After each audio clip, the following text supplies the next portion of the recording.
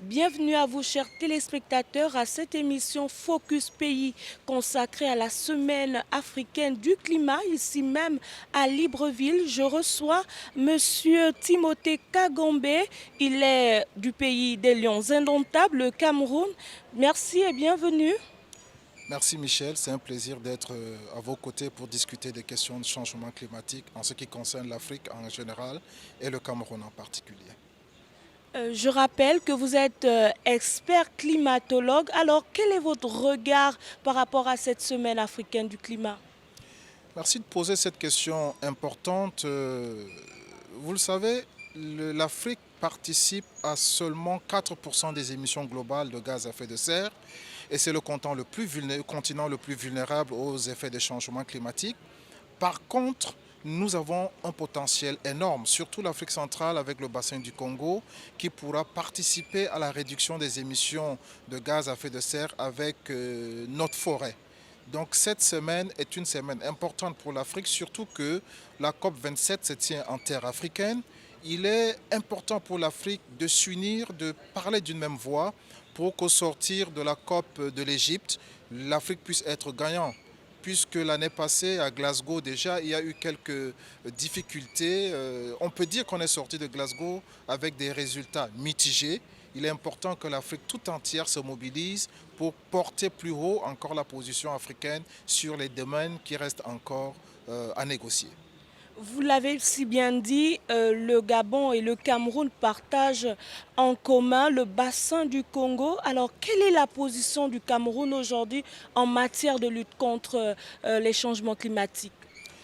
Notre position est claire et c'est la position partagée par les autres pays de l'Afrique centrale, le Gabon, la RCA, les deux Congos, etc., qui est celle de valoriser le potentiel des forêts de l'Afrique centrale, qui est le deuxième poumon écologique mondial. Nous avons un potentiel pour la réduction des émissions de gaz à effet de serre et selon l'accord de Paris, les pays qui ont le potentiel pour réduire devraient être accompagnés financièrement. Les pays développés, appelés pays de l'annexe 1, se sont engagés lors de l'accord de Paris en 2015 à mobiliser 100 milliards de dollars par an à l'endroit des pays en développement comme les nôtres pour aider les pays à remonter, n'est-ce pas, la résilience des populations, la résilience des secteurs économiques et lutter contre le phénomène de changement climatique. Malheureusement, à l'heure où nous parlons, nous n'avons même pas atteint le cap de 80 milliards de dollars pendant plus de 5 ans et on se demande comment est-ce que nous pourrons faire pour y atteindre. Et c'est l'un des points focaux sur lesquels nous discutons et à côté de cela, il y a l'article 6, 6.2, 6.4 et 6.8 qui parlent des marchés carbone parce que c'est là où on doit valoriser la capacité de nos pays à séquestrer du carbone et aller sur le marché du carbone, le vendre à une valeur raisonnable. Donc l'Afrique, le Cameroun, les pays du bassin du Congo parlent d'une même voix pour amener les pays développés qui sont responsables des questions de changement climatique à respecter leur engagement de mobilisation financière. La deuxième chose, l'Afrique, nous n'avons pas l'obligation pour l'atténuation, mais nous avons l'obligation d'accompagner nos populations à s'adapter contre les changements climatiques. C'est la question qui est focale pour nous. Nous sommes le continent le plus vulnérable, nous avons des populations vulnérables, nous avons des secteurs qui sont véritablement vulnérables au changement climatique. Il s'agit de rehausser, de donner une plus-value à la question de l'adaptation dans nos pays. Et c'est la raison pour laquelle nous négocions de manière ardente pour que ces deux points-là puissent être un acquis pour le continent africain en général et le bassin du Congo en particulier. Est-ce qu'il n'y aura pas un effet inverse lorsque vous demandez à ces pays-là de financer? Est-ce que, à contrario, ils ne seraient pas en plus de financer et polluer encore plus? En fait, il faut dire que l'accord de Paris a mis ce que je peux appeler des garde-fous. Il y a des articles qui essayent de cadrer cela. Si nous parlons de l'article 13 de l'accord de Paris qui parle de la transparence. Il est question, n'est-ce pas, de mettre sur pied des éléments qui vont permettre le suivi des carbones séquestrés, le suivi des financements des pays développés vers des pays en développement, le suivi même des activités que les pays développés font dans leur territoire. Et chaque pays est amené et a l'obligation, tous les pays signataires de l'accord de Paris, de soumettre à la Convention cadre des Nations Unies ce que nous appelons la CDN, contribution déterminée au niveau national, où chaque pays prend un engagement.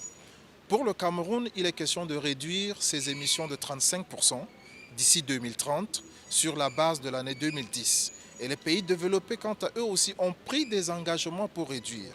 Alors avec l'accord de Paris, et particulièrement l'article 13 qui parle de la transparence, le cadre renforcé de la transparence va permettre de vérifier la faisabilité de ces engagements de ces pays développés qui non seulement doivent financer, mais doivent contribuer dans l'atténuation en changeant leur technologie qui est polluante, en adoptant des politiques moins émettrices de gaz à effet de serre et en accompagnant les pays développés, des pays en développement dans leurs efforts de réduction, dans leurs efforts de montage de projets, dans leurs efforts de rehaussement, n'est-ce pas, du niveau de la résilience des différentes populations vulnérables au niveau de l'Afrique. Et est-ce que vous pensez que ça va changer grand-chose? Bon, nous restons optimistes. C'est vrai, nous sommes dans les négociations, ça fait plus de 15 ans déjà. Généralement, on pense qu'on fait du surplace. C'est vrai que pour le citoyen lambda, qui ne voit pas les résultats directs, il peut se dire que c'est une peine perdue. Mais en tant qu'expert, en tant que négociateur pays, et en ma qualité du président du groupe des experts de l'Afrique centrale, de la COMIFAC, il est important que nos populations et nos pays puissent garder le cap. Il est important que nous puissions nous battre pour cette cause noble qui réunit tous les pays africains, qui réunit tous les pays de l'Afrique centrale, parce que l'image que je peux présenter ici, c'est que nous sommes dans un bateau qui est en train de couler. On n'est pas en train de chercher qui a créé le trou dans le bateau, mais il est question que chacun dans le bateau apporte sa contribution, quitte à vous de prendre la louche pour enlever de l'eau, celui qui a la capacité de prendre une bassine pour enlever de l'eau et une autre personne qui a une capacité plus énorme. Voilà un peu comment chacun de nous devra participer. Nous restons optimistes. Nous pensons que les pays développés, avec ce que nous vivons aujourd'hui, quand vous voyez les effets néfastes des changements climatiques qui se déchaînent dans ces pays développés, que ce soit en France, que ce soit aux États-Unis, que ce soit dans les autres pays, vous voyez les inondations qui causent tellement de dégâts et ça fait en sorte qu'ils sont obligés de mettre la main à la pâte. Certes, ça va très lentement, mais nous croyons que l'objectif pourra être atteint, même s'il n'est pas atteint totalement.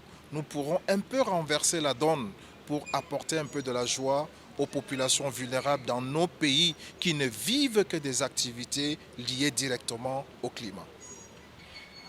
C'est sur cette note d'espoir que nous vous remercions d'avoir accepté notre invitation. Monsieur Timothée Kagombe, expert climatologue, nous vous rappelons qu'il nous revient tout droit des pays des lions indomptables, le Cameroun.